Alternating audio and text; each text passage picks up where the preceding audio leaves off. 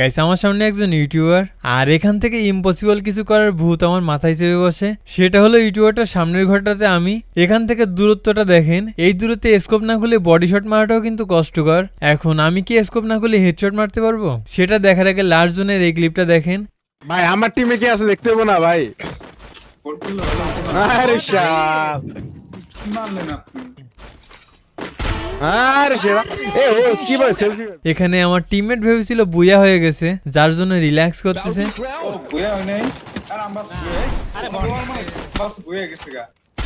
আরে যাই হোক, তো এবার ইউটিউবারের ক্লিপে ব্যাক করা যাক। এটা নিয়ে সে কিন্তু ভিডিও বানাইছে, প্রথমে সেটা দেখেন। এবার আমার ক্যাম থেকেও দেখেন।